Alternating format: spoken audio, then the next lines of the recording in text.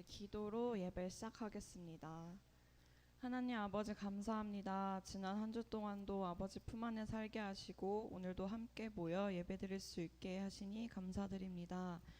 하나님 아버지, 장마 속에 피해가 많이 생겨나고 있는데 아버지께서 다스려 주셔서 빛 속에서도 안전할 수 있도록 지켜주세요. 오늘 이 예배 가운데 함께 해주시고 성도님들 한 분 한 분 마음속에 찾아가 주셔서 마음의 회복이 있게 하시고 은혜로 가득 채워주셔서 그 힘으로 이번 한 주도 살아갈 수 있게 함께 해주세요. 감사드리며 예수님의 이름으로 기도드립니다. 아멘. 저희 박수 치면서 함께 찬양 드리겠습니다.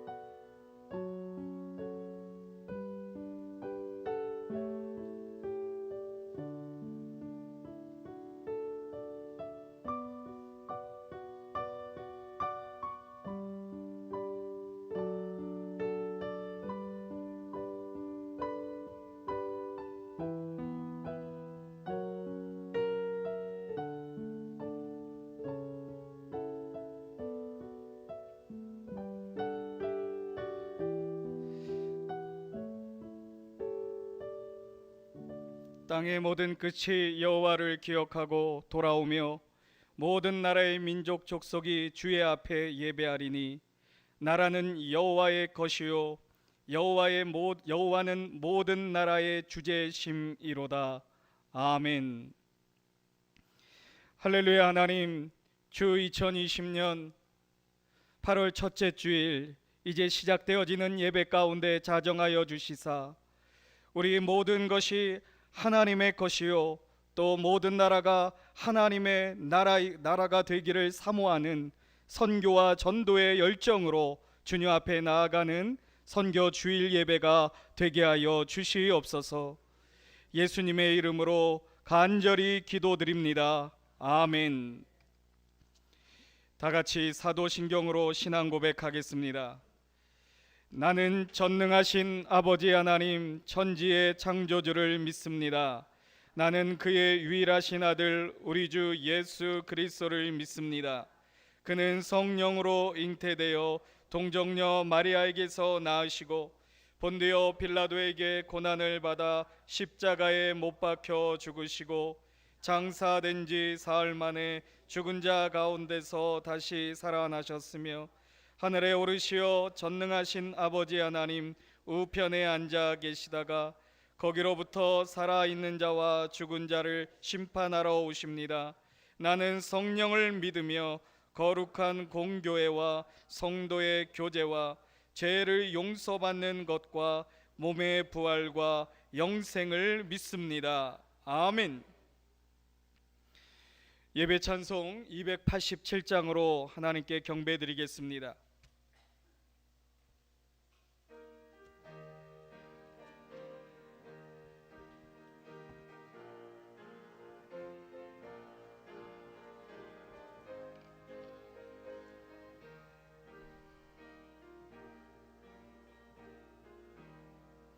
예수 앞에 나오면 제사함 받으며 주의 품에 안기어 편히 쉬리라.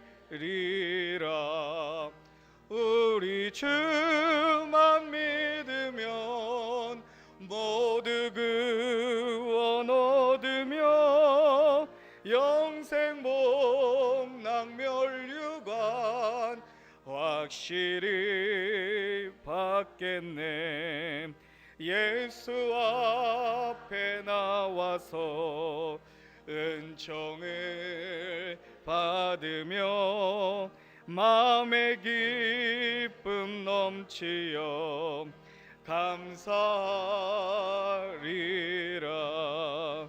우리 주만 믿으면 모두 구원 얻으며 영생 복락 멸류관 확실히 받겠네.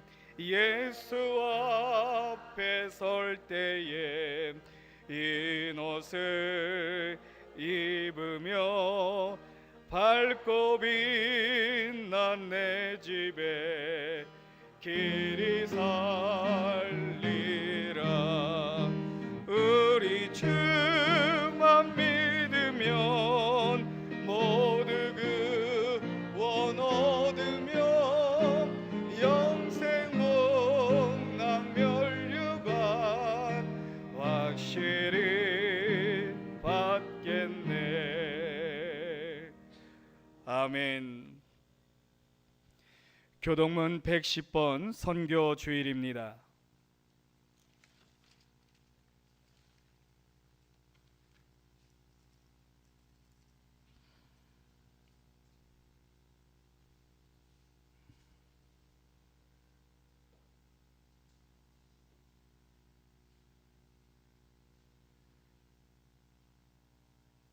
교독합니다.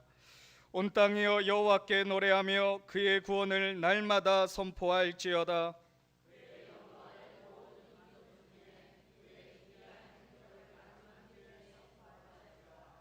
여호와는 위대하시니 극진히 찬양할 것이요 모든 신보다 경외할 것임이며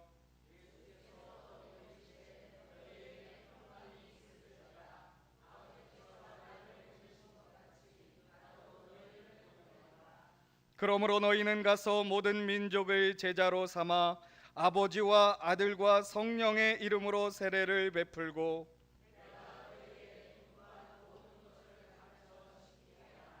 볼지어다 내가 세상 끝날까지 너희와 항상 함께 있으리라 하시니라.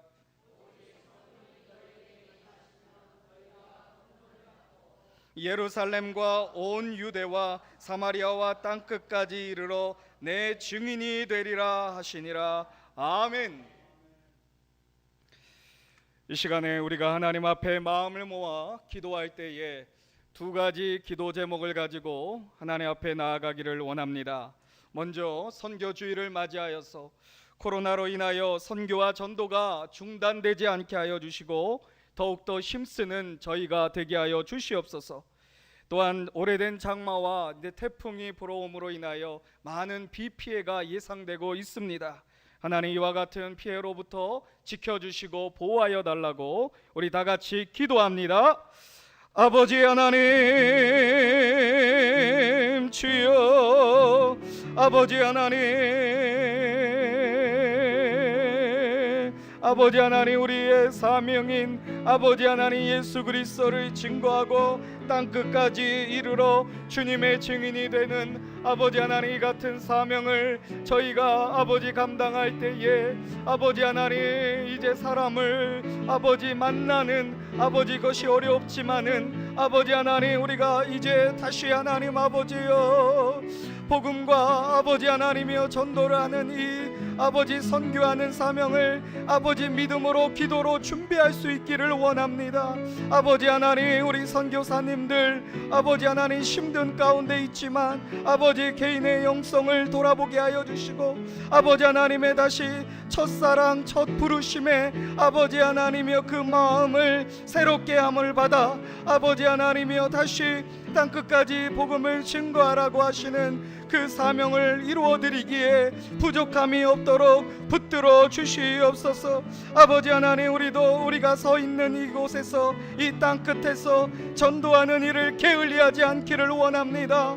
우리 사랑하는 가족들 아버지 하나님 주여 이웃들에게 복음을 증거하는 일이 쉽지 않다고 하지만 아버지 이 모든 것을 넘어서는 하나님의 능력이 성령의 능력을 더욱더 힘입어서 아버지 하나님 더 이상 선교와 전도가 우리의 아버지 하나님이여 구호가 아니라 우리의 삶이 되게 하여 주시옵시고 아버지 하나님 우리가 열심을 다하여 복음을 증거하게 하여 주시옵소서. 또한 하나님 아버지 이 시간 주여 하나님 앞에 간절히 간구하옵기는 아버지 하나님 많은 폭우로 인한 아버지 피해들의 소식들이 들려오고 있습니다. 아버지 하나님 갑자기 불어나는 아버지 하나님 하천과 강의 위협으로부터 아버지 이 나라 이 백성들을 주님 지켜주시고 아버지 하나님 그와 같은 위험한 상황을 아버지 하나님이여 피해갈 수 있는 아버지 하나님이여 주님께서 피할 바위가 되어주시고 아버지 하나님이여 지켜주시옵소서. 아버지 하나님 주여 하나님 있습니다.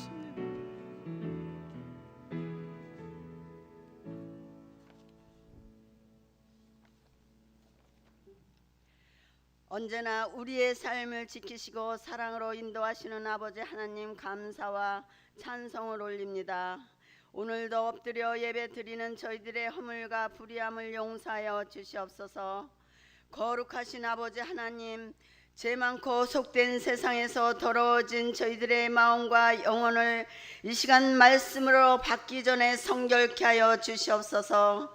주님 앞에 나와 머리 숙여 예배하는 저희 모두에게 축복하여 주시옵시고 어둡고 힘든 세상에 살아온 저희들에게 주님의 사랑으로 품어주시고 위로해 주시옵소서. 때론 세상의 삶 속에서 이리 뛰고 저리 뛰고 불안해하고 초조하게 살아온 저희들의 마음이 예배와 찬양으로 평안함을 얻게 하여 주시옵시며 진리의 말씀으로 녹아지는 복된 시간이 되게 하여 주시옵소서. 저희를 긍휼히 여겨주시는 아버지 하나님 세상에 돌아가는 모든 것이 너무나도 어둡습니다. 어느 한 곳도 아버지 하나님, 염려와 근심, 한숨소리와 탄식, 불평과 불만, 원망과 시비, 억울한 일들이 사라지지 않고 있습니다. 특별히 장마로 통하여 여기저기 곳곳에서 아우성입니다. 가족을 잃고 시리에 빠진 많은 사람들이 있사오니 위로하여 주시옵시고 속히 더 이상 아버지 피해가 없이 끝나게 하여 주시옵시고 안전으로 회복시켜 주시옵소서. 이 시간 저희들에게도 주님이 주시는 말씀이 힘이 되어서 신령한 주님의 은혜로 충만케 하여 주시고 길을 잃은 영혼들에게 새 힘을 주시고 등불의 역할을 잘 감당할 수 있게 하여 주시옵소서. 능력의 아버지 하나님, 주님 앞에 봉사와 헌신하는 것도 힘에 겨워하는 삶이 되어버렸습니다. 신앙의 본분을 다하지 못하고 병약한 신앙으로 추락하는 안타까운 저희들의 심령을 불쌍히 보시옵시고 어려울 때일수록 쇠하지 않는 믿음으로 죽기까지 충성을 다하는 지혜와 능력을 허락하여 주시옵소서. 아버지 하나님, 나쁜 코로나로 통하여 해제는 되었지만 아직은 어려울 때입니다. 교회에 속한 각 기관과 부서가 있습니다. 먼저 주일학교 자녀들이 주님의 자녀로 꿈을 품고 성장하며 나라와 민족을 위해 가르침을 받아야 하는데 코로나로 통하여 자유롭게 예배드리지 못하는 어려운 가운데 있습니다. 어서 속히 종식되어 마음껏 주님을 찬양하게 하여 주시옵소서. 믿음의 자녀로 살기에 부족함 없게 하여 주시옵소서. 또한 학생들이 가치관이 미숙할 때입니다.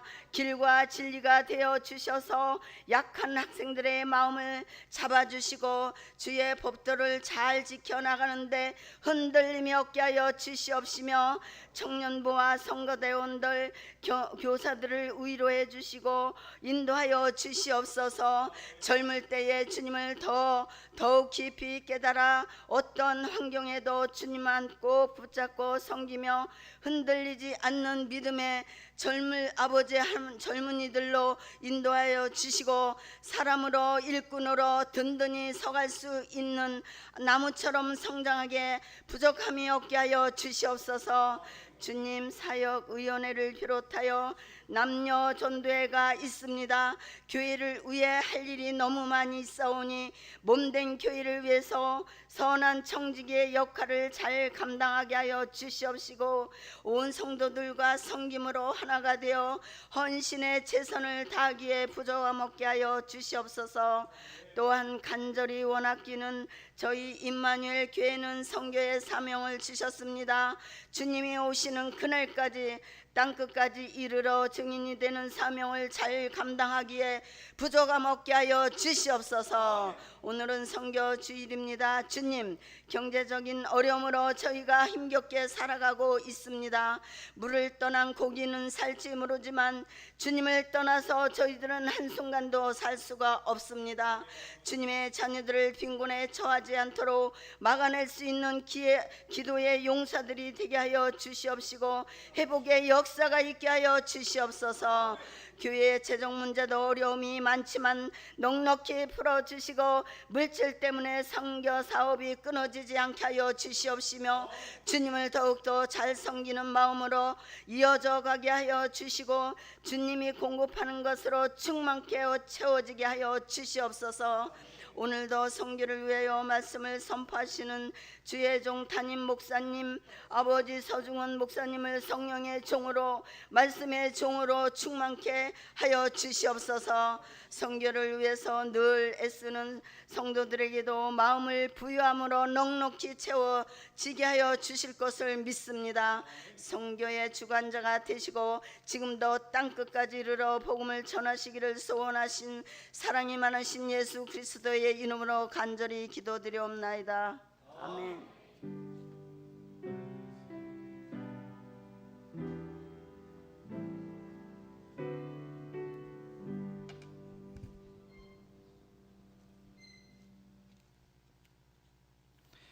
성찬의 말씀 보도록 하겠습니다. 요한복음 6장 47절에서 51절 말씀입니다.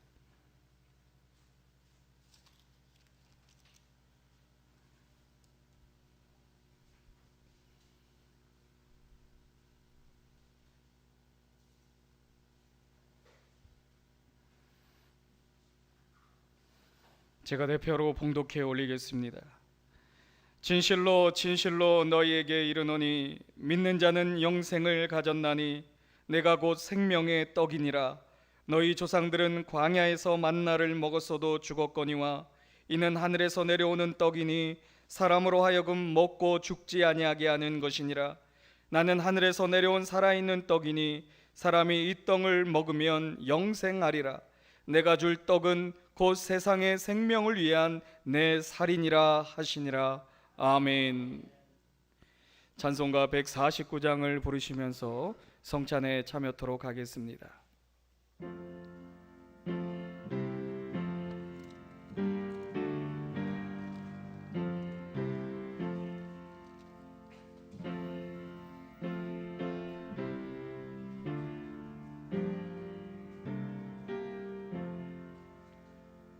주 달려 죽은 십자가 우리가 생각할 때에 세상에 속한 욕심을 헛된 줄 알고 버리네.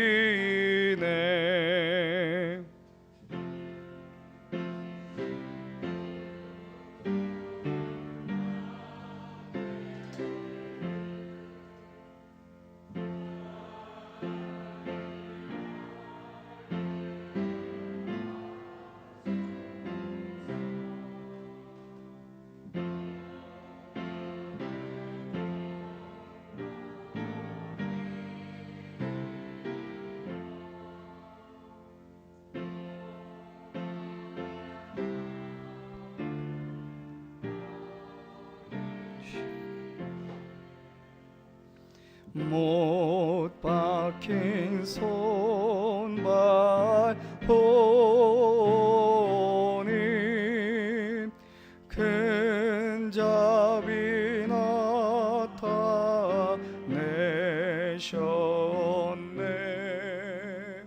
가시로 만든 멸류관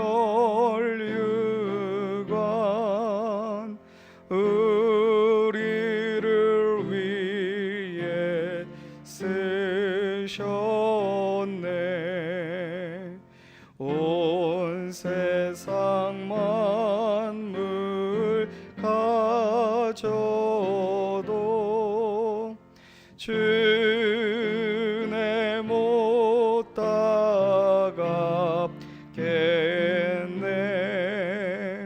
놀라운 사랑 받은 나 몸으로 제물 삼겠네.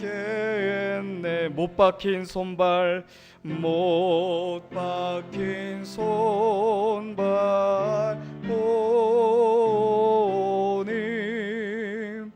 큰 자비 나타내셨네.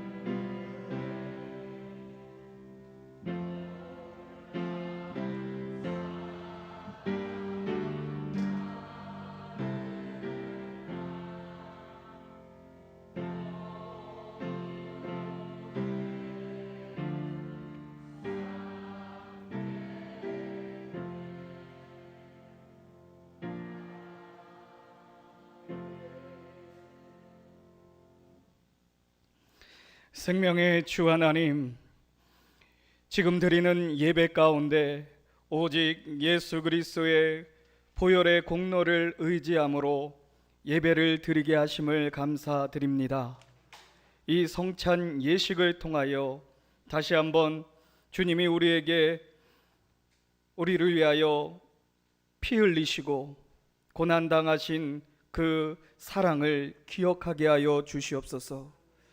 다시는 이와 같은 주님을 피 흘리게 하는 죄악을 다시금 반복하여 짓지 않도록 우리의 마음을 새롭게 하여 주시옵시고, 성령 하나님 우리의 믿음을 견인하여 주시사 거룩하고 정결한 삶으로 하나님의 자녀된 삶을 살아가는 저희가 되게 하여 주옵소서. 예수님의 이름으로 기도드립니다. 아멘.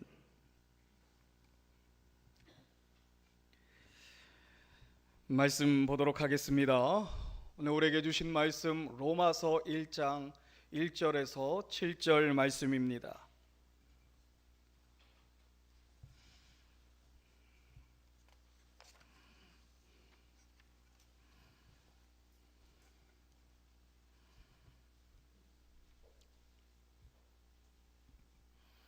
로마서 1장 1절에서 7절입니다.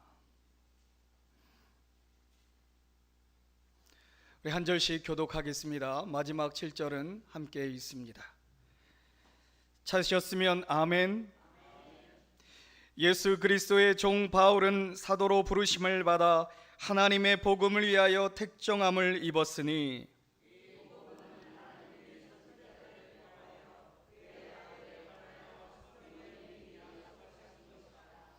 그의 아들에 관하여 말하면 육신으로는 다윗의 혈통에서 나셨고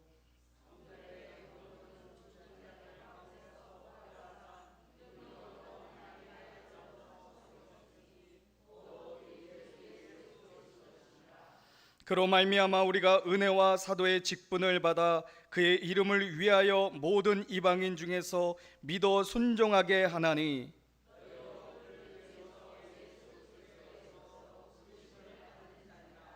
로마에서 하나님의 사랑하심을 받고 성도로 부르심을 받은 모든 자에게 하나님 우리 아버지와 주 예수 그리스도로부터 은혜와 평강이 있기를 원하노라. 아멘.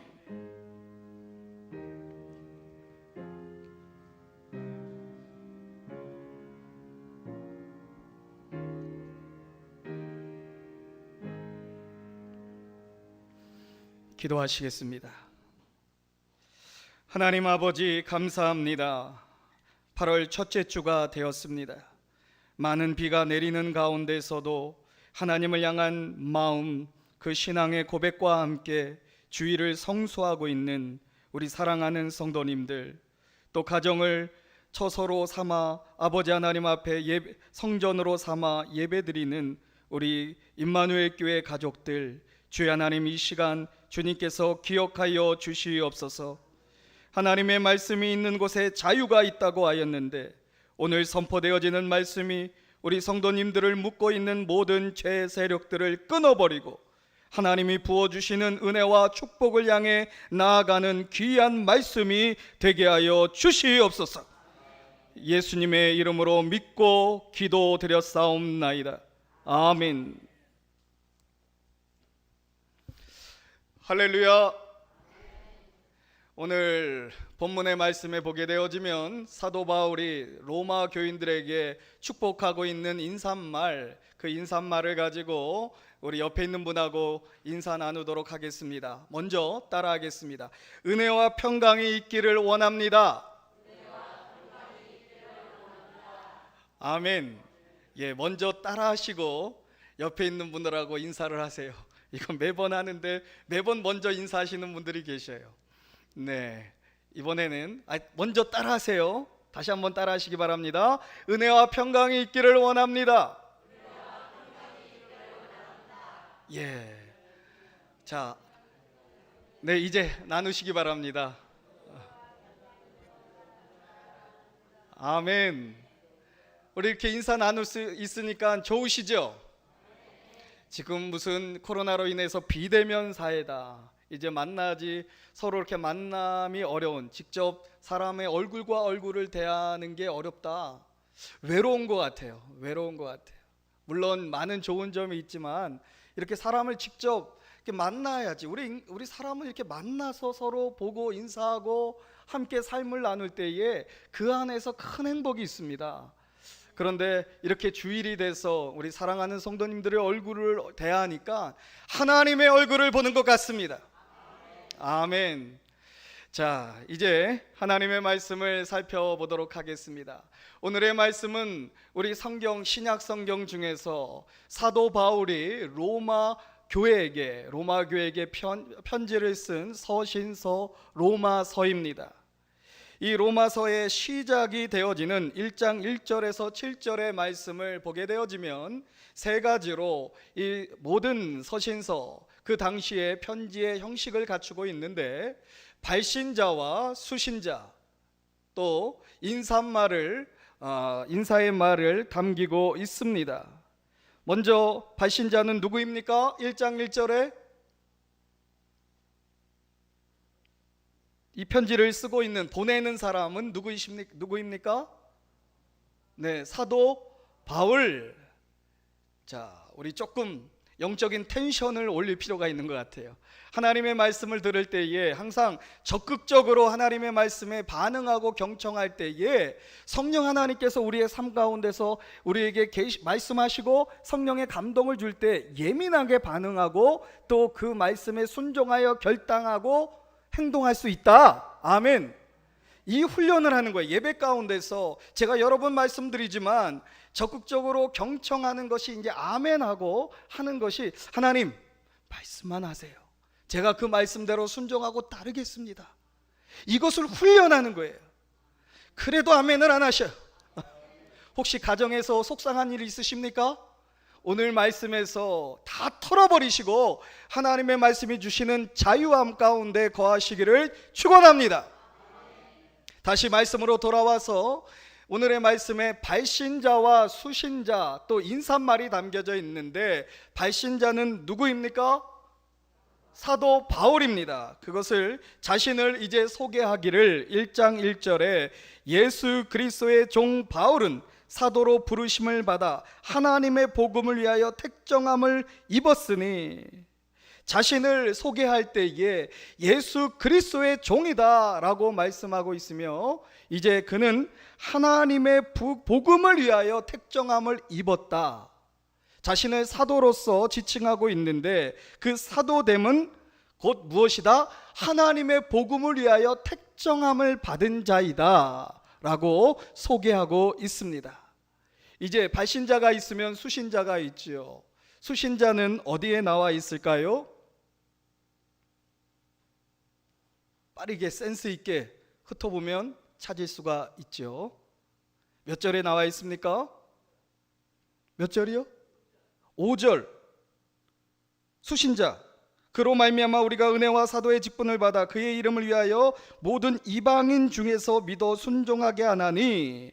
예, 이방인 맞아요. 많이 근접했어요. 정확하게 내가 지금 누구에게 편지를 쓰고 있다라고 하는 힌트, 도시가 나와 있죠. 7절이죠.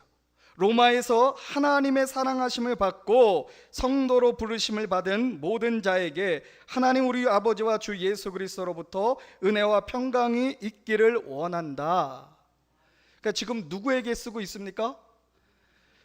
제가 서두에 미리 말씀을 드렸는데, 로마라고 하는, 그러니까 지금 이 편지를 수신받고 있는 자들은 로마 교회 성도님들이다 라고 하는 것을 찾아볼 수가 있습니다. 그런데 이 로마 교회 성도님들을 이제 말씀하기를, 이제 15절, 1장 15절에 그러므로 나는 할 수 있는 대로 로마에 있는 너희에게도 복음 전하기를 원하노라.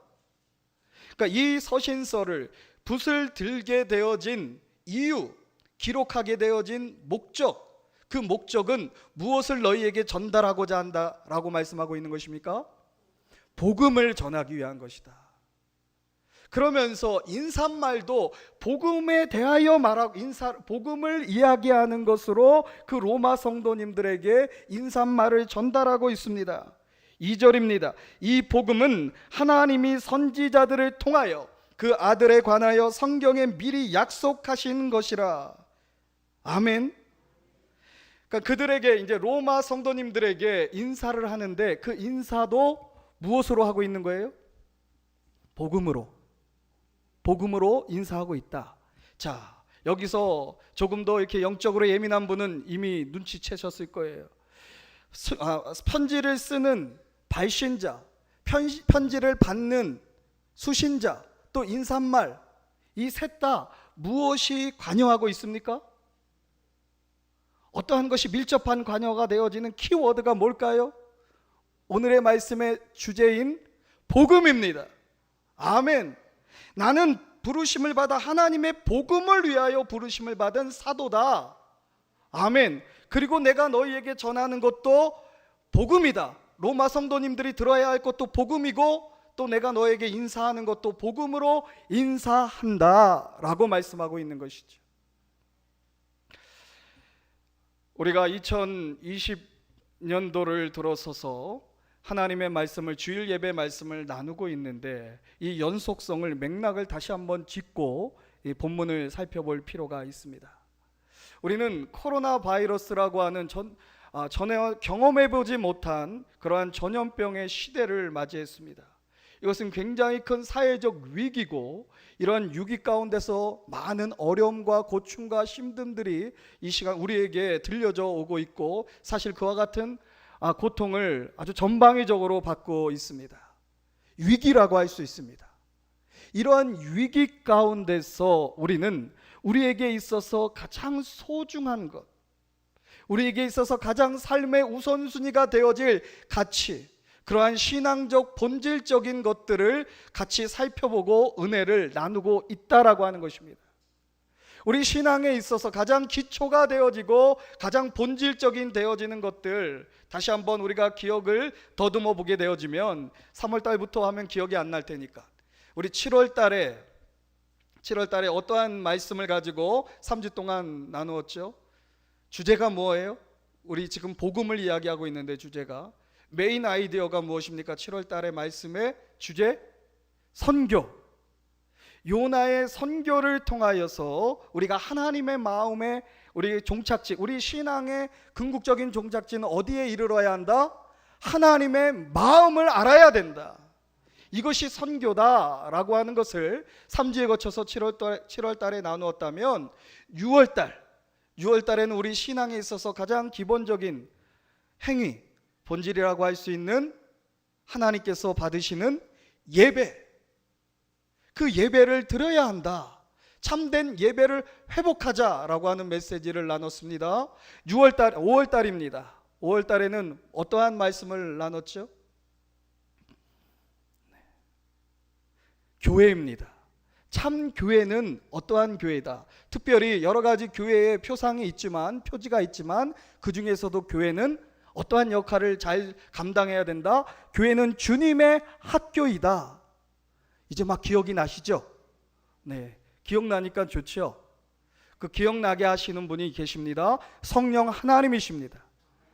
그러니까 우리의 신앙이 견고하여지고 자라나기 위해서는 기억하기를 잘해야 돼요. 그런데 이 기억하기를 잘하게 하시는, 기억나게 하시는 성령 하나님의 지금 임재가 우리 성도님들의 의식을 주장해 주시기를 이 시간 간절히 축원합니다. 5월달입니다. 5월달이 지나서 4월달에 우리 신앙의 아주 중요한 본질, 부활주의를 같이 겸하여 드리면서 부활의 신앙에 대해서 살펴봤고, 3월달에는 이와 같은 위기가 있는 이 시대를 어떻게 분별하고 우리가 실천해야 될, 우리가 어떻게 산제사, 삶으로 드려야 될 시대 실천에 대하여서 살펴보았습니다. 이 같은 맥락 가운데서 우리 신앙에 있어서 아주 기본이 되어지는 것, 8월달 주제가 뭐라고요? 복음입니다. 아멘. 그러면 이 복음을 왜 이 시기에 우리가 또 기본이 되지만 살펴봐야 될 것인가 라고 하는 질문을 먼저 갖게 되어진다면 복음의 정의를 로마서에서 확인해 보도록 하겠습니다. 1장 16절입니다. 1장 16절 같이 읽겠습니다. 시작. 내가 복음을 부끄러워하지 아니하노니 이 복음은 모든 믿는 자에게 구원을 주시는 하나님의 능력이 됨이라. 먼저는 유대인에게요 그리고 헬라인에게로다. 아멘. 복음은 무엇이다? 구원을 주시는 하나님의 능력이다. 아멘. 그러니까 이 복음을 사도 바울이 로마 성도님들에게 복음이 무엇인지 가르치고 설명하는 것, 복음의 구원의 교리를 설명하기 위해서 이 편지를 든 것이 아니라 이 복음이야말로 하나님의 구원을 주시는 하나님의 능력이 된다라는 거예요. 실제적인 구원의 복음에는 능력이 따라서 변화가 이끌어진다라고 하는 것을 말씀해 주고 있습니다. 하나님의 나라는 말에 있지 아니하고 능력에 있느니라라고 말씀하셨습니다. 하나님의 나라는 어떠한 교리적인 것, 어떠한 하나님에 관한 지식을 단순히 설명하고 가르치는 것에 그치는 것이 아니라 그와 같은 진리를 통해서 실제적인 삶의 변화를 이끌어내는 하나님의 능력입니다. 우리는 이 능력을 다시 회복해야 된다는 거예요. 수신자인 로마에게 사도 바울이 복음을 증거하려고 할 때 이와 같은 생각, 이와 같은 의식을 가지고 지금 복음에 대하여 말씀하고 있는 것입니다. 그러니까 이 특별히 사도 바울은 1장 15절에 그러므로 나는 할 수 있는 대로 로마에 있는 너희에게도 복음 전하기를 원하노라. 그러니까 지금 사도 바울이 선교하고 있는데 그 선교의 전략에 있어서 어디를 복음화시키는 것을 아주 중요하게 생각하고 있다라는 것을 엿볼 수 있습니까? 로마라고 하는 도시를 복음화시키는 것이 아주 중요하다라고 생각하고 있어요. 로마라고 하는 도시를 전략적으로 정복해야 되는 아주 중요한 이유가 어디에 있겠습니까? 그 당시에 우리는 로마 하면 떠오르는 명언이 있죠. 로마를 생각하게 하는 가장 직관적으로 떠오르는 로마 하면 떠오르는 게 무엇입니까? 모든 길은 어디로 통한다? 그렇죠. 로마로 통한다. 로마라고 하는 도시는 그 당시에 아주 세계 중심부에 있었다라고 하는 거예요. 그 로마라고 하는 도시는 그 당시 로마가 세계 패권을 차지하고 있기 때문에 모든 도시들에게 있어서 어떤 하나의 모델이 되어지는 도시고, 이 로마가 복음화되어지면 모든 길은 다 로마로 통하기 때문에 로마에서부터 무엇이 전달될 것이다? 하나님의 복음이, 예수 그리스도를 증거하는 복음이 증거되어질 것이다 라고 하는 아주 전략적이고 실효성 있는 생각, 그 생각 가운데서 복음을 증거하고 있다는 거예요. 그러니까 오늘 장기현 목사님이 안 오셨는데 장기현 목사님이 쓴 박사학위 논문을 보게 되면 그 논문에서 사도 바울의 전략적인 모습에 대해서 그 논문을 쓰고 있거든요. 아주 기가 막히게 그 논문을 이제 쓰셨는데, 그러니까 사도 바울이 이와 같은 전략적인 사고, 그러니까 단순히 그냥 도구마적인 교리적인 것을 가르치는 것, 내가 가르쳐야 된다, 너희들은 들어야 돼, 이게 아닙니다. 그냥 복음에 대한 설명이 아닙니다. 구원의 진리에 대한 설명이 아니라 이 로마를 하나님의 나라로 만들어가기 위해서는 가장 강력한 영적인 무기가 무엇이다? 복음이다. 이 복음의 능력만이 저 세속의 중심을 초토화시킬 수 있는 영적인 핵무기가 될 것이다 라고 생각하고 있는 거예요.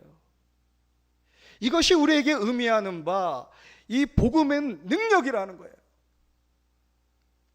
요즘 한국의 유상이 날로 세계적으로 높이 평가받고 있는 시대가 되었어요.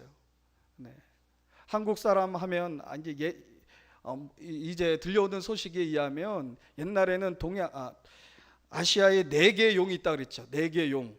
어디죠? 싱가포르, 중국 빼고 이제 싱가포르, 대만, 한국, 홍콩 아니다. 홍콩 아니다. 나라가 아니. 어디죠 하나가? 네? 그러니까 준비하지 않은 거를 이렇게 전하면 이렇게 헤매게 되는 거예요. 네. 하여튼 우리 옛날에 4마리의 용이 있다고 하는데 이제는 한국을 그렇게 얘기하지 말라는 거예요. 그렇게.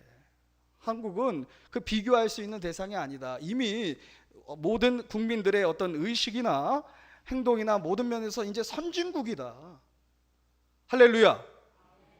그래서 이제 외국인들이 한국을 이제 인천공항에 내려서 한국에 들어와서 서울로 들어가는데 깜짝 놀라는 것 2가지가 있다는 거예요.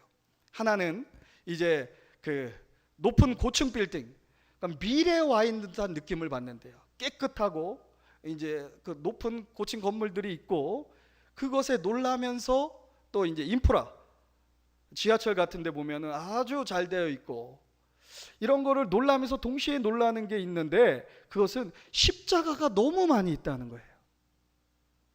자, 이 2가지 모습은 어떻게 말하면 이 2가지 현상은 서로 다른 것일까요? 오늘날 이 대한민국이, 오늘날 이 서울이 이토록 잘 사는 나라, 세계를 이끌어가는 지도자적인 위상을 갖게 되어지는 데에서는 무엇이 있었겠습니까? 우리의 믿음의 선배들이 복음을 듣고 그 복음을 영접하고 복음이 이끄는 삶을 살았기 때문에, 아멘, 이 나라가 이토록 축복받는 나라가 되었다는 것입니다. 복음의 능력이 있습니다. 우리가 교회가 하나님의 거룩한 교회로서의 그러한 거룩을 잃어버리는 것, 이 이유가 무엇입니까? 복음의 능력을 상실했기 때문에 그래요. 구약 성경에서 보게 되어지면 선지자들이 이제 가장 왕성하게 예언을 활동했던 시기가 있습니다. 그 시기들을 한 가지 보게 되어지면 우리가 생각하기에 이스라엘 백성들이 굉장히 힘들고 어렵고 못 살고 이럴 때에 많은 선지자들이 하나님께로 돌아오라고 거룩한 예언을 할 법하게 생각할 수 있지만 사실은 그렇지 않아요. 가장 잘 살고 번성할 때에, 물질적인 풍요가 넘쳐날 때에 이스라엘 백성들이 하나님을 떠나서, 정확하게 이야기하면 하나님의 은혜를 잊어버리고 이제 저마다 하나님의 말씀대로 살지 아니하고 죄악을 범했던 시기가 있었음을 기억하시기를 바랍니다. 무엇을 이야기하는 것이냐면 지금 이 시대가 바로 우리가 하나님께서 주신 축복으로 인하여 많은 교회들이 성장하고 부흥하고 우리 이 나라가 잘 살게 되어지는데 우리가 잃어버린 것이 있습니다. 그것이 바로 하나님의 은혜요, 하나님의 복음입니다. 복음에는 하나님의 의가 나타나서 17절에 믿음에 이르게 하나니 기록된 바 오직 의는 믿음으로 말미암아 살리라 함과 같으니라. 복음의 2번째 정의입니다. 우리 다음 주에 좀 더 깊이 살펴보도록 하겠지만 복음에는 하나님의 의가 나타난다라는 거예요.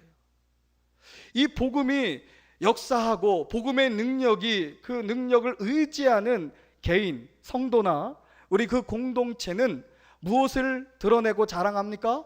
하나님의 의를 자랑하는 거예요. 우리가 이만큼 축복받을 수 있고 이만큼 우리가 잘 살게 되어진 것이 다 누구 덕이다? 하나님의 은혜다. 아멘. 내 덕이 아니에요. 내가 한 것이 아니라는 거예요.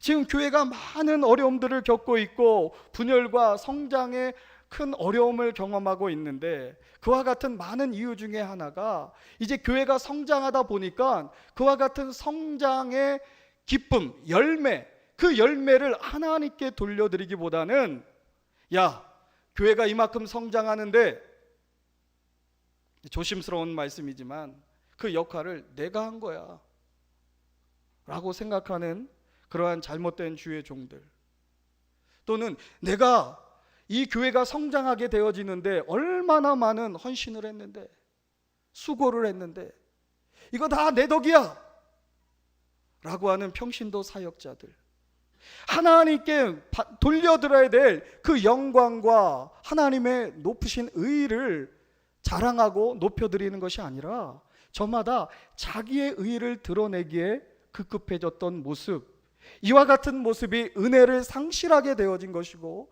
이와 같은 은혜가 상실되어지는 가운데서 바로 복음의 능력을 잃어버리게 되어졌다는 거예요. 우리는 다시 복음의 이와 같은 능력을 회복해야 됩니다. 우리가 이 땅에서 지금 이 코로나라고 하는 사태 가운데서 다시금 하나님 앞에 나아가 붙잡아야 될 것, 기본으로 돌아가야 될 것, 이것이 무엇이다? 복음이다라는 거예요. 아멘.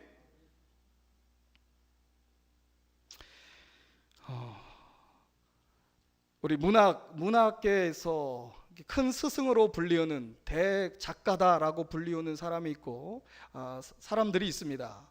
그 현대 문학에 가장 큰 영향을 끼쳤다라고 하는 러시아의 톨스토이, 또 들어보셨죠? 도스토옙스키. 발음이 어렵네요.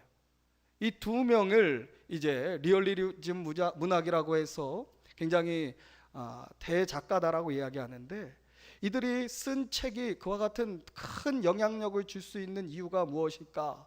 이제 그런 문화 역사를 비평하는 학자들이 연구를 했어요. 근데 그 연구 결과를 보게 되어지면 그들은 하나같이 큰 위기를 겪었다는 거예요. 그 위기가 이제 전쟁일 수도 있고 죽음일 수도 있는 거예요. 톨스토이는 이 전쟁에 나아가서 수없이 많은 사람들이 죽어가는 것을 봤습니다. 그러면서 그 전쟁을 통해서 무엇을 생각하게 되어졌냐면, 현대의 기독교 가지고는 구원이 있을 수 없다. 원시적인 기독교, 초대 기독교로 돌아가서 단순하게 하나님을 경외하고 사랑을 실천하는 것이야말로 이 러시아를 구원할 수 있는 구원의 길이 될 것이다 라고 하는 것을 깨닫게 됐다는 거예요. 이거는 뭐 신학자가 얘기하는 것이 아니라 문학 비평가들이 이야기하는 거예요. 그래서 종교적인 기일을 했다. 그래서 전쟁과 평화, 뭐 안나 까레리나 뭐 어떤 책이 또 있죠? 부활, 이와 같은 책들을, 대작들을 쓸 수가 있었다는 거예요. 또한 마찬가지로 이 도스토옙스키라고 하는 사람도 어떠한 하나의 그 정쟁에 시말려 가지고 사형 선고를 받았다가 사형을 이제 총살형을 받아서 죽기 직전에 이제 왕이 그걸 풀어줬어요. 그리고 유배형으로 바꿔줬어요. 유배에 가서 이제 그곳에서 죽음을이라고 하는 위기 가운데서 이제 자신이 깨달은 거예요. 무엇을 깨달았냐면 바로 이 러시아를 구원할 수 있는 것은 오직 기독교의 진리밖에 없다. 아멘. 이것을 깨닫고 또 우리가 잘 아는 죄와 벌이라든가 까라마초폰의 형제들이라고 하는 문학 역사의 길이 남을 대작을 쓸 수가 있었습니다. 우리도 이와 같이 코로나라고 하는 위기 가운데서 정말 우리가 붙잡아야 할 것이 무엇인가를 찾아야 될 줄 믿습니다. 아멘. 우리 그런 얘기 흔히 많이 듣잖아요. 한번 죽을 뻔했는데 죽기 직전에 그 잠깐이라는 찰나의 시간 동안 뭐가 보인대요? 자기 인생이 주마등같이 지나간다고 그러잖아요. 그리고 이제 그 시간을 통과하게 되어지면 내 인생에 있어서 정말로 중요한 그 무엇인가를 깨닫게 된다는 거잖아요. 좀 더 이렇게 예화를 든다면, 제가 존경하는 목사님 한 분이 계셔요. 군선교 사역을 하고 계시는 목사님인데 하나님의 사람됨, 인격적으로 굉장히 목사님이 겸손하시고 어디 가든 예수 그리스도의 향기를 그 내적으로 느끼게 하시는 그런 목사님이에요. 그래서 이 목사님은 어떻게 이렇게 하나님의 사람됨의 모습을 가졌을까 궁금한 적이 있었어요. 그의 영성이 또 궁금해지기 시작했어요. 그런데 한번 그 목사님이 자기 자선전적인 설교를 하면서 그런 말씀을 하는 거예요. 자기는 늦둥이라는 거예요. 나중된 자라는 거예요.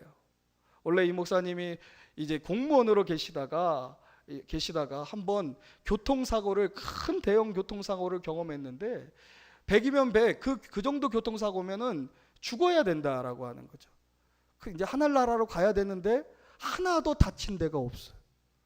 근데 그 교통사고를 당할 때에 어떠한 하나님의 생각이 주어졌냐면, 내가 이제 이 때에 죽지 않으면 내 인생은 나를 위하여 살지 않고 하나님을 위해 살아야지. 아멘. 그 하나님의 부르심에 응답하기 시작했다는 거예요. 그래서 나는 그 부르심에 자신은 응답하여서 신학교에 가게 되어지고 그곳에서 목사 안수를 받고 이제 군인들에게 복음을 전하는 사명을 감당하는데 하루하루가 너무나도 행복하고 내가 그 사명을 하나님께서 주셔서 이제 나를 위해서 사는 것이 아니라 누구를 위해 살 수 있는 거예요? 그렇죠. 하나님을 위해 살 수 있음에 날마다 감사하고 있다. 이것이 그 목사님의 신앙의 중심이고 코어요, 핵심이에요. 자, 오늘의 말씀도 우리가 이와 같은 측면에서 우리가 하나님의 음성을 들어야 될 줄 믿습니다. 우리가 복음의 능력, 이 코로나라고 하는 상황 가운데서 이제 우리에게 중요한 것이 무엇이다? 하나님을 우리에게 구원을 가져다 주는 하나님의 능력인 복음이다. 이 복음을 붙잡고 이 복음에 의하여 부르심을 사도 바울과 같이 받아야 한다라고 하는 사실입니다. 그렇다면 이 복음은 무엇이겠습니까? 1장 2절에 이 복음은 하나님이 선지자들을 통하여 그의 아들에 관하여 성경에 미리 약속하신 것이라. 하나님이 선지자들, 이 선지자들이라고 하는 것은 구약 성경을 이야기하고 있습니다. 구약 성경을 통하여서 어떻게 해요? 미리 약속하신 것이고, 그것보다 더 먼저 이 복음은 누구에 대한 것이다? 예수 그리스도에 관한 것이다. 그러니까 예수 그리스도에 대한 관한 지식이, 이거는 그냥 지식과 정보가 아니라 무엇이 된다라는 거예요? 그를 아는 것이 곧 무엇이다? 힘이고 능력이다. 아멘. 예수님을 아는 것, 이것이 우리에게 힘이 된다는 거예요. 예수님을 아는 것, 이것이 우리의 삶의 높은 산과 같은 문제를 평토장되게 만드는 하나님의 능력입니다. 이것을 증거하고 선포하실 때에 이것은 미리 약속하신 것이다 라고 말씀하고 있어요. 이 미리 약속하신 것이다 라고 하는 것, 그래서 이제 자신은 이 복음을 위하여 택정함을 입었다라고 하는 것입니다. 자, 여기서 이 복음에 대한, 복음이 우리에게 계시되어지고 우리에게 전달되어지는 과정과 사도 바울이 자신이 사도로서 택정함을 받는, 부르심을 받는 과정이 동일하게 주어지고 있다는 것을 발견할 수 있어야 될 것입니다. 아멘. 복음이 미리 예비되어진 말씀이다, 약속되어진 말씀이 이제 성취되어진 것이다 라고 한다면 우리의 부르심도 어떻게 되어진다라는 거예요? 우리의 부르심도 이미 미리 하나님께서, 그러니까 우리를 목사로, 우리를 장로로, 우리를 권사로, 집사로, 간사로, 또 교사로 세우신 것은 하나님의 계획 안에 있다 없다? 그렇죠. 이것을 깨달으시길 바랍니다. 하나님께서 우리를 부르신 것은 복음을 미리 약속하신 것처럼 미리 하나님께서 정해 주신 거예요. 어떻게 하면 복음의 능력을 회복하는, 복음이 이끄는 삶을 살아가야 하는가 라고 하는 것에 대한 답변을 드리고 있는 거예요, 말씀을 통해서. 그것은 부르심을 응답하는 삶을 살아야 한다라고 하는 것입니다. 그 부르심에 응답하기에 앞서서 그 부르심은 어떠한 부르심이다? 미리 예비하셨다. 우리 모태에서부터, 하나님께서 나를 모태에서부터 조성하셨고 라고 하는 다윗의 고백처럼 하나님께서 이것이 나에게 직분이라고 하는 그 부르심의 사명과 소명을 허락하셨을 때에 그것이 우연적인 것이 아니라 결코 그냥 교회에서 민주적으로 뽑은 것이 아니라 하나님의 계획 안에서 나의 자신이 선택되어졌음을 아는 것, 이것이 복음을 이끄는 삶의 태도요 자세라고 하는 것입니다.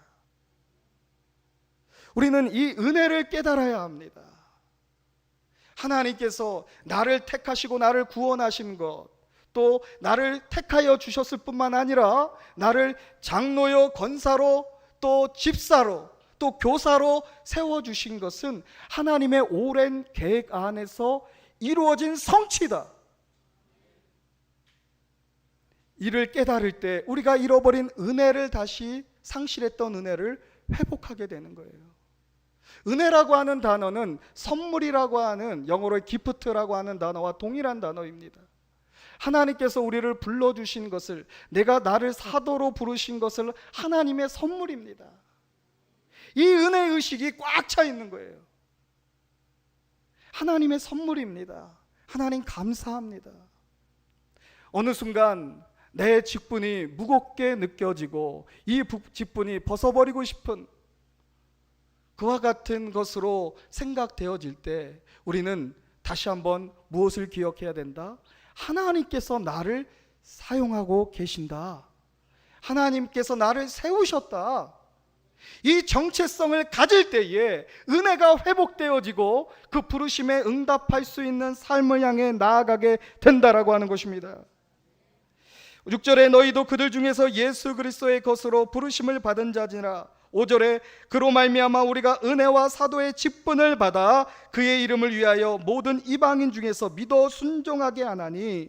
우리가 은혜와 사도의 직분을 받아, 여기서 보면 그 은혜와라고 하는 단어가 사실은 해석이 잘 안 된 거예요. 원어로 보게 되면 은혜로 사도의 직분을 받았다. 은혜를 말미암아 내가 사도의 직분을 받았다. 이것을 깨닫는 것이 굉장히 중요하다는 것입니다. 그렇다면 우리가 이 은혜로 받는 이 직분을 어떻게 잘 감당할 수 있을까요? 어떻게 잘 감당할 수 있을까요? 그것은 좀 전에 말씀드린 것처럼 우리가 택하심을 받아서 하나님의 직분자로 세워질 때에 그 세우심의 계획, 그 계획이 언제부터 있었다? 오래전부터 있었다. 그러니까 내가 직분으로 세우심을 받기 위한 그 택하심은 하나님이 이미 내가 태어나기 전부터 계획하시는 하나님의 계획이시다. 이것을 깨닫는 것, 하나님께서 나를 세우시기를 작정하셨다. 이것은 무엇입니까? 내가 좀 쉽게 얘기해. 존재하기 이전에 이미 하나님께서 그와 같은 계획을 갖고 계신 거예요. 그것은 무엇이냐면 우리가 존재하고 있는 그 모든 상황보다 이것은 초월하여 있는 거예요. 조금 쉽게 얘기한다면 하나님의 말씀이 어떻게 있었어요? 태초에 있었느니라. 아멘. 그 말씀의 선제성을 이야기하고 있는 거예요. 이 말씀의 선제성은 무엇을 의미하느냐? 모든 현상 이면에 그것을 초월하는 것이 하나님의 말씀이다라는 거예요. 아멘이십니까? 이 초월함을 기억하셔야 돼요. 우리가 이 사도의 직분을 감당할 때에 있어서 그 직분을 감당함에 있어서 모든 상황과 환경을 초월하는 것이 되어야 한다는 거예요. 이 직분은 모든 것에 앞서 있어야 된다는 거예요. 아멘이십니까? 우리가 그 직분을 충성되이 감당한다라고 하는 것은 우리가 하나님을 섬길 수 있는 상황과 환경이 주어졌기 때문에 섬기는 것이 아니라 하나님을 섬기기 어려운 상황과 환경에서도 어떻게 한다? 내 직분을 감당해야 한다. 사도 바울이 그것을 보여주고 있잖아요. 사도 바울이 이제 마지막 제3차 선교 여행에서 이제 마지막 선교 여행이 로마로 향하는 거예요. 로마로 향할 때에 그는 제수의 신분이 되었어요. 그런데 이 로마로 향하여 가는데 이제 환상을 보게 되어집니다. 예언자들이 환상을 보기에 로마로 끌려갈 것이다. 로마로 가면 그 가기 전에 로마로 끌려가기 전에 예루살렘에 가려고 할 때에 예루살렘에 가면 안 된다. 예루살렘에 가면 붙잡혀서 끌려가게 될 것이다. 라고 하는 그러한 예언을 해요. 그런데도 불구하고 사도 바울은 이야기합니다. 나는 예루살렘에 가야 한다. 예루살렘에 가서 이제 예루살렘을 터내서 로마로 가야 하기 때문에, 로마를 복음화시켜야 되기 때문에 가야 한다. 내가 붙잡혀서 죽을지언정 나는 어떻게 해요? 내 사명을, 복음을 전하는 사명을 감당할 것이다.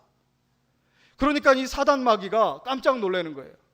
사도 바울이 로마로 가면 안 되는데 이거 어떡하나? 그래가지고 이 가는 도중에 이제 그 로마의 관료를 통해서 이야기를 들어요. 야, 너 가는데 너 무슨 죄 짓고 가는 거야? 보니까 너 죄 짓지 않았는데? 너 안 가도 되는데? 가이사에게 상소 안 해도 되는데 안 가도 돼. 그런데 사도 바울은 어떻게 얘기합니까? 자기는 가겠다는 거예요. 자기가 갇힌 자, 묶인 자가 되었더라도 이 복음을 로마에 전하고자 하는 의지가 있는 거예요. 상황과 환경이 우리가 하나님께 헌신할 수 있는 그런 상황과 환경이 돼서 헌신하는 것이, 그것이 복음이 이끄는 부르심에 응답하는 삶의 모습이 아니라는 거예요. 상황이 어찌 됐건 간에 하나님께서 나를 쓰신다고 한다면 우리는 어떻게 해야 돼요? 예, 하나님 감사합니다. 내가 하나님께 쓰임받기 원합니다. 이와 같은 고백을 드려야 한다는 거예요. 지금 코로나로 인하여서 여러 가지 우리의 믿음을 흔들리는 상황이 지금 계속해서 이어져 가고 있습니다. 잘못하면 우리의 사명이 연착륙되어지는, 우리의 부르심을 향해 나아가는 길이 흔들리는 그런 상황 가운데 처해질 수 있다라고 하는 거예요. 이 말씀을 경계의 말씀으로 들으시기를 바랍니다. 우리는 어찌됐건 간에 이 상황 가운데, 우리에게 주어진 상황 가운데서 나를 부르신 하나님 앞에 그 직분을 감당하기를 결단해야 된다는 거예요.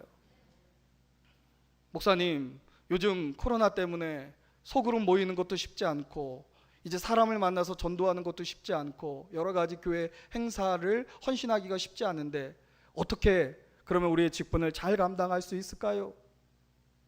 이러한 질문이 있으십니까? 어떻게 하면 우리가 우리의 직분을 감당하는 충성된 자들이 될 수 있을까요? 복음에 합당한 믿음을 보일 수 있을까요? 이 시기는 어떠한 헌신이 요구되어지는 시기일까요? 기도입니다. 아멘. 기도는 어떠한 상황과 환경에 처했어도 우리가 할 수 있는 최선의 하나님을 향한 믿음의 자세와 태도입니다. 헌신입니다. 우리가 직분을 감당해서 신방하기도 어렵고 여러 가지 헌신할 수 있는 실제적인 것이 없지만, 교회를 위해서, 내가 속한 부서를 위해서 무릎 꿇을 수 있어야 한다라고 하는 것입니다. 흘러넘치는 기도가 지금 우리 가운데 복음의 능력을 회복하게 하는 하나님의 뜻이신 줄 믿으시기 바랍니다. 기도의 자리를 찾으시기 바랍니다. 그곳이 바로 하나님 앞에 부르심에 응답하는 곳이 되게 된다라고 하는 것입니다. 이제 말씀을 정리하도록 하겠습니다. 코로나라고 하는 위기 가운데서 우리가 다시 한번 붙잡아야 될 신앙의 본질, 그것은 우리에게 구원을 주시는 하나님의 능력, 복음입니다. 이 복음을 다시금 부여잡을 때에, 복음을 부여잡는 삶의 구체적인 모습은 우리를 부르신 그 하나님의 은혜, 그 은혜에 감사하시기를 바랍니다. 그리고 그 은혜를 향하여서 내가 지금 처해져 있는 상황과 환경을 초월하여서 하나님 앞에 무릎으로 나아갈 때에 하나님께서 복음의 일꾼으로 잘했다 칭찬받는 성도님들 되시기를 주님의 이름으로 축원합니다. 기도하겠습니다. 하나님, 내가 복음을 부끄러워하지 아니하노니 이 복음은 모든 믿는 자에게 구원을 주시는 하나님의 능력이라고 하였습니다. 우리 이 땅의 교회들이 하나님이 주시는 이와 같은 능력을 잃어버리고 은혜를 상실한 채 저마다 자신의 공로와 자신의 노력을 인정받기를 원했던 그와 같은 잘못된 마음으로 아버지 하나님, 이와 같은 큰 환난의 때가 초래되어졌음을 주여 이 시간 고백합니다. 다시금 우리 주 예수 그리스도의 공로, 오직 주님만이 우리의 구주이시며 주님만이 우리의 능력이심을 고백하는 자리로 나아가게 하여 주시옵소서. 또한 각자 이와 같은 복음의 부르심에 합당한 믿음을 가지게 하여 주시사 상황과 환경을 탓하지 않게 하여 주시고 변함없이 하나님을 위하여, 복음을 위하여, 예수 그리스도를 위하여 택정함을 받은 자와 같이 헌신되게 하여 주시옵소서. 우리 임마누엘 교회 가운데 이와 같은 이들로 넘쳐나기를 간절히 사모하며 예수님의 이름으로 기도드립니다. 아멘. 찬송가 323장 부르시면서 하나님께 봉헌하겠습니다.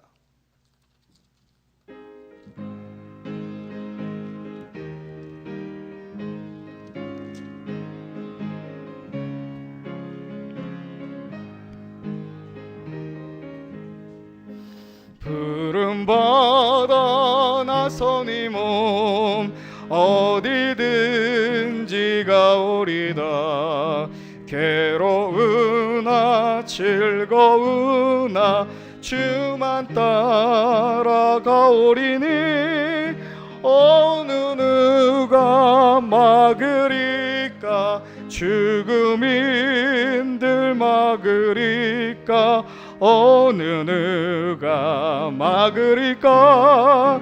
죽음인들 막으리까 악을 골짝 빈들에도 복음 들고 가오리다. 소돔 같은 거리에도 사랑 안고 찾아가서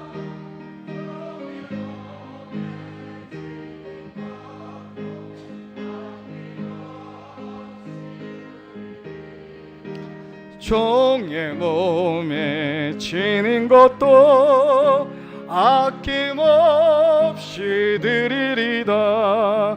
존귀 영광 모든 권세 주님 홀로 받으소서. 멸시천대 십자가는 제가 지고 가오리다. 이름 없이 빛도 없이 감사하며 섬기리다. 이름 없이 빛도 없이 감사하며 섬기리다. 아멘.